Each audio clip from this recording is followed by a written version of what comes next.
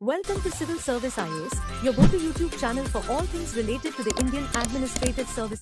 दोस्तों दुनिया भर के एक्सपर्ट्स मानते हैं कि third world war water resources पर कब्जे को लेकर लड़ा जाएगा।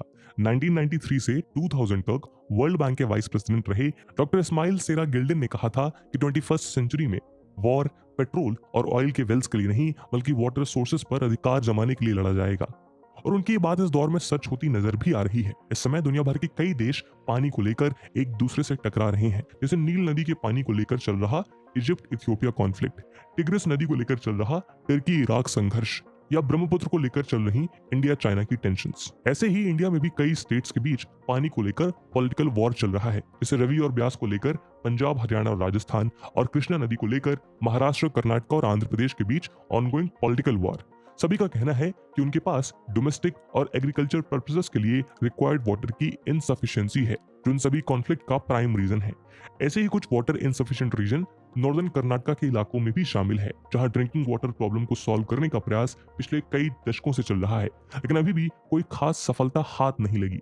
कर्नाटका असेंबली इलेक्शन से कुछ महीने पहले सेंट्रल गवर्नमेंट ने लंबे समय से पेंडिंग कलसा बंडूरी ड्रिंकिंग वाटर प्रोजेक्ट के लिए स्टेट की डिटेल्ड प्रोजेक्ट रिपोर्ट यानी डीपीआर को अप्रूव कर दिया था, जिसके बाद तब कर्नाटका के चीफ मिनिस्टर रहे बसवराज बोम्मई ने इसे फार्मर्स के 30 ईयर लॉन्ग स्ट्रगल की विक्ट्री बताया था। लेकिन सेंट्रल गवर्नमेंट के इस फैसले को गोवा और महाराष्ट्र के विरोध का सामना भी करना पड़ रहा है।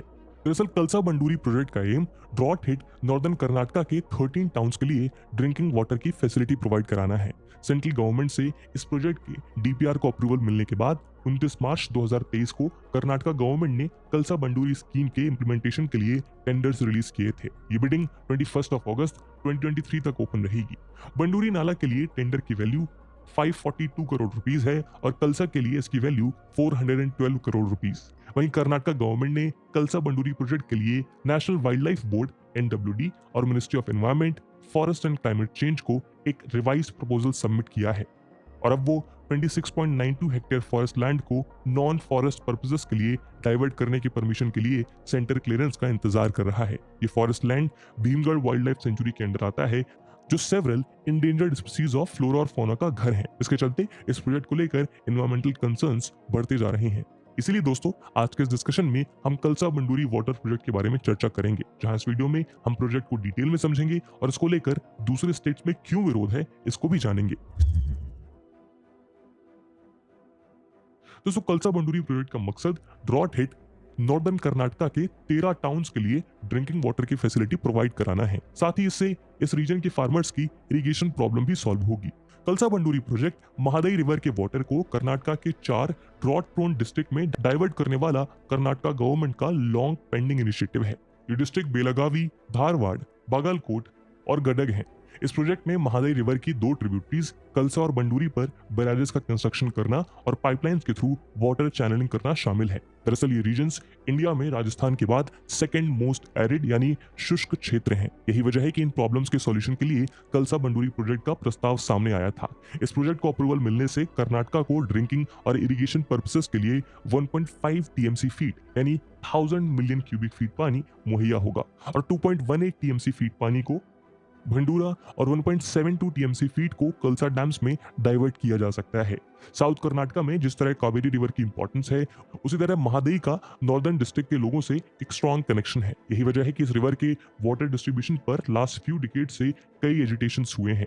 महादई रिवर कर्नाटका से ओरिजिनेट होती है और उसका बेसन एरिया 2032 स्क्वायर किलोमीटर है। इसके टोटल एरिया में से 375 स्क्वायर किलोमीटर कर्नाटका में, 77 स्क्वायर किलोमीटर महाराष्ट्र में और बाकी 1580 स्क्वायर किलोमीटर गोवा में है।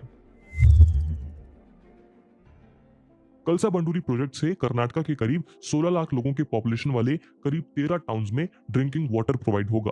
वहीं इससे मलप्रभा कमांड एरिया में 1.5 लाख हेक्टेयर लैंड में इरिगेशन फैसिलिटीज भी इंक्रीज होंगी, जिससे इस रीजन के फार्मर्स की एग्रीकल्चरल प्रोडक्टिविटी और इनकम दोनों ही इंप्रूव होंगी। साथ ही कलसा बंडूरी प्रोजेक्ट पर वेरियस डैम्स और कैनाल से हाइड्रो इलेक्ट्रिक पावर जनरेट होगी। इसके अलावा ये प्रोजेक्ट वेरियस पर्पसेस के लिए रिलायबल वाटर सप्लाई प्रोवाइड करके रीजन में इंडस्ट्रियल डेवलपमेंट और अर्बनाइजेशन को बूस्ट करेगा। दोस्तों जहां कलसा बंडूरी ड्रिंकिंग वाटर प्रोजेक्ट से कर्नाटका के लोगों को कई बेनिफिट्स होने वाले हैं, वहीं इस प्रोजेक्ट को सेंटर की मोदी गवर्नमेंट से अप्रूवल मिलने के बावजूद बीजेपी रूल्ड दो नेबरिंग स्टेट के बीच और ज्यादा फ्रिक्शन पैदा हो गया है। ये दोनों inter state water dispute stake holders हैं। महाराष्ट्र और कर्नाटक के चीफ मिनिस्टर ने तो इसको लेकर रेजोल्यूशंस भी पास किए हैं। इसको लेकर इन दोनों स्टेट के लेजिस्लेचर्स के विंटर सेशंस प्रोसीडिंग में काफी हंगामा देखने को मिला था। वहीं तब से लेकर इसका विरोध जारी है। खासकर गोवा इस मुद्दे से पीछे हटने को तैयार नहीं है। कर्नाटका, गोवा और महाराष्ट्र के बीच Mahadayi river water sharing dispute supreme court तक जा पहुंचा है। दरअसल महादई वेस्ट फ्लोइंग रिवर है। ये वेस्टर्न घाट्स में मौजूद भीमगढ़ वाइल्ड लाइफ सेंचुरी से ओरिजिनेट होती है, जो कि कर्नाटका के बेलागावी डिस्ट्रिक्ट में है। महादई एसेंशियली एक रेन फेड रिवर है जो गोवा में मंडोवी रिवर के नाम से जानी जाती है। कई स्ट्रीम से मिलकर मंडोवी रिवर बनती है। ये रिवर ओरिजिनेट होने के बाद कर्नाटका में 35 किलोमीटर की डिस्टेंस कवर करती है और पणजी के पास अरेबियन सी में ज्वाइन होने से पहले गोवा में 82 किलोमीटर तक फ्लो होती है। महादई की ट्रिब्यूटरीज कलसा नाला, बंडूरी, सुल्ला नाला, हल्दर नाला, कोटी नाला, महादई नाला, पंशीर नाला, बैल नाला, अंधेर नाला और दूसरी कई नदियां हैं। और इनमें से दो ट्रिब्यूटरीज कलसा और बंडूरी का वाटर मलप्रभा रिवर में डाइवर्ट करने का प्रस्ताव है। कलसा बंडूरी प्रोजेक्ट की परिकल्पना 1980s में कर्नाटका के नॉर्दर्न डिस्ट्रिक्ट में क्रोनिक वाटर स्कार्सिटी को फेस कर रहे रीजन में इसके सॉल्यूशन के लिए की गई थी, लेकिन गोवा के विरोध की वजह से इसे आगे नहीं बढ़ाया जा सका। महादई रिवर पर डिस्प्यूट 80s में ही स्टार्ट हो गया था और इसके सबसिक्वेंट डिकेड्स में ये और भी स्ट्रॉन्गर हो गया। इसके बाद इस प्रोजेक्ट को 2002 में सेंट्रल गवर्नमेंट से क्लियरेंस मिल गया, लेकिन एक बार फिर इस प्रोजेक्ट को गोवा और महाराष्ट्र के विरोध का सामना करना पड़ा। इन दोनों स्टेट्स का क्लेम है कि ये प्रोजेक्ट उनके वाटर राइट्स और इंटरेस्ट पर एडवर्सली इफेक्ट डालेगा। 2002 में गोवा ने डिस्प्यूट की रिड्रेसल की मांग करते हुए वाटर डिस्प्यूट ट्रिब्यूनल फॉर्म करने की मांग की। इसके बाद गोवा ने अपनी डिमांड को लेकर 2006 में एपेक्स कोर्ट का रुख किया। गोवा गवर्नमेंट के इस सस्टेन्ड एफर्ट के बाद 16 नवंबर 2010 को Mahadayi water dispute tribunal setup किया गया। गोवा की दलील है कि उसकी पॉपुलेशन रिवर के नेचुरल पाथ पर डिपेंडेंट है और उसे डाइवर्ट करने का कोई भी कदम उसके फ्रेजाइल इकोसिस्टम को अफेक्ट करेगा। महाराष्ट्र ने भी 2018 में ट्रिब्यूनल के सामने कर्नाटका द्वारा प्रपोज्ड वाटर डाइवर्जन को अपोज किया था। नेबरिंग गोवा ने भी महाराष्ट्र के क्लेम को सपोर्ट करते हुए कहा था कि रिवर उसके लिए एक लाइफलाइन है। वहीं डिस्प्यूट गोवा को मिलने वाले अमाउंट ऑफ वाटर को लेकर भी है। कर्नाटका का क्लेम है कि महादई ड्रेन से सरप्लस वाटर सी में चला जाता है। ऐसे में इसे मलप्रभा के डेफिसिट बेसन में डाइवर्ट कर स्टेट की ड्रिंकिंग, इरिगेशन, एग्रीकल्चर और पावर जनरेशन नीड्स को फुलफिल किया जा सकता है, जबकि गोवा कर्नाटका के क्लेम्स को डिनाई करता है। उसका कहना है कि वो वाटर डेफिशिएंट स्टेट है और वाटर सप्लाई लिमिटेड करने से इसके एग्रीकल्चर प्रोडक्शन पर एडवर्सली इंपैक्ट पड़ेगा। महादई रिवर के वाटर शेयरिंग को लेकर कर्नाटका, गोवा और महाराष्ट्र के बीच लीगल डिस्प्यूट की वजह से इस प्रोजेक्ट का काम रुका हुआ है। गोवा ने इस प्रोजेक्ट के अगेंस्ट सुप्रीम कोर्ट का दरवाजा खटखटाया है। गोवा का आरोप है कि ये फैसला उसके लिए रिपेरियन राइट्स और इंटरेस्ट को वायलेट करता है। वहीं महाराष्ट्र ने भी नदी के पानी पर अपने शेयर के लिए क्लेम किया है। गोवा ने एनवायरमेंटल कंसर्न्स को रेज करते हुए ये आरोप भी लगाया कि ये प्रोजेक्ट वेस्टर्न घाट्स और मंडोवी रिवर बेसिन की बायोडाइवर्सिटी और इकोलॉजी को हार्म करेगा। वहीं इस प्रोजेक्ट का वेरियस एनवायरमेंटल ग्रुप और एक्टिविस्ट द्वारा भी अपोज किया गया है। इन लोगों ने वेस्टर्न घाट्स और मंडोवी बेसिन पर इसके इकोलॉजिकल इंपैक्ट्स को लेकर कंसर्न्स रेज किए हैं।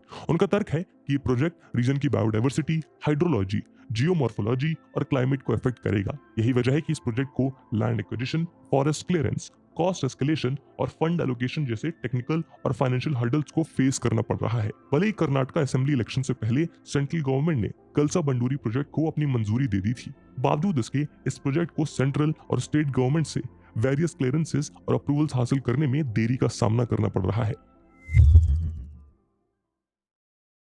दोस्तों, वैसे तो कलसा मंडूरी प्रोजेक्ट को लेकर महाराष्ट्र और गोवा दोनों ही विरोध कर रहे हैं, लेकिन गोवा इसको लेकर कुछ ज्यादा ही वोकल है। दरअसल गोवा में छोटी बड़ी मिलकर टोटल 11 नदियां हैं, लेकिन इनमें मंडोवी और जुआरी रिवर मोस्ट इंपॉर्टेंट है।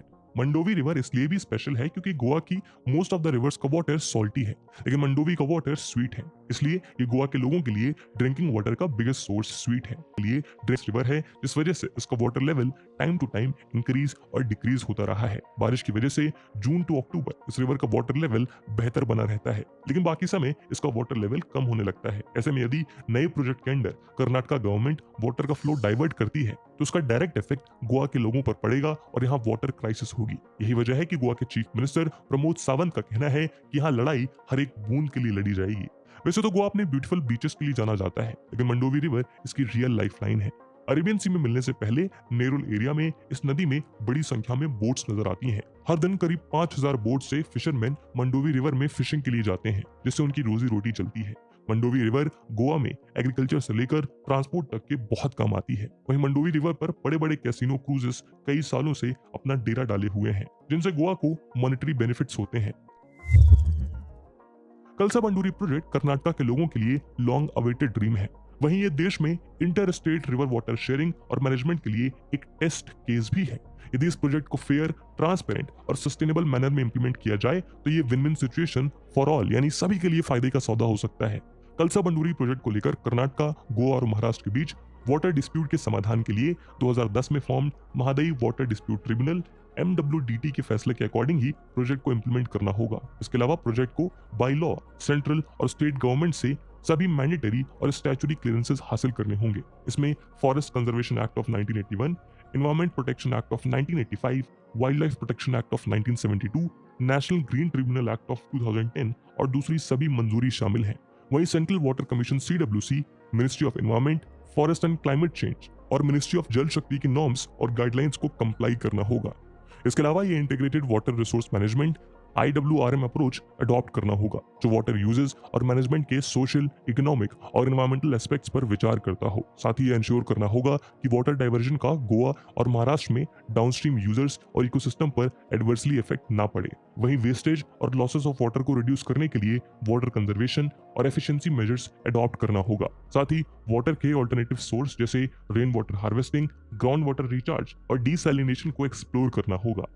Karnataka, Goa, Maharashtra, central government, local communities, civil society groups और दूसरे स्टेक होल्डर्स के बीच डायलॉग और कोऑपरेशन को बढ़ाना होगा। इसके लिए स्टेक होल्डर्स के बीच इंफॉर्मेशन, डेटा, व्यूज और कंसर्न शेयरिंग के लिए एक प्लेटफॉर्म क्रिएट करना होगा। वहीं इसे नेगोशिएशन, मीडिएशन और आर्बिट्रेशन के थ्रू कॉन्फ्लिक्ट और डिस्प्यूट को रिजॉल्व करना होगा। प्रोजेक्ट की प्लानिंग और इम्प्लीमेंटेशन में पब्लिक अवेयरनेस और पार्टिसिपेशन को प्रमोट करना होगा। दोस्तों, पॉलिटिकल और बॉर्डर टेंशन के बीच वाटर कॉन्फ्लिक्ट इसलिए भी ज्यादा कॉम्प्लिकेटेड होता है क्योंकि वाटर डायरेक्टली लाइफ से रिलेटेड है। ऐसे में ऑब्वियस है कि लाइफ की बेसिक नीड्स को लेकर कॉन्फ्लिक्ट की सिचुएशंस पैदा होंगी, तो इसका सॉल्यूशन भी इतना आसान नहीं होगा। इसलिए प्रोजेक्ट में इन्वॉल्व इश्यूज और चैलेंजेस को एड्रेस करने के लिए एक होलिस्टिक और कोलैबोरेटिव अप्रोच की जरूरत है। और वो अप्रोचेस क्या हो सकते हैं वो आप कमेंट सेक्शन में जरूर बताइए। By subscribing to our channel, you'll gain access to a wealth of engaging videos that aim to educate and inspire.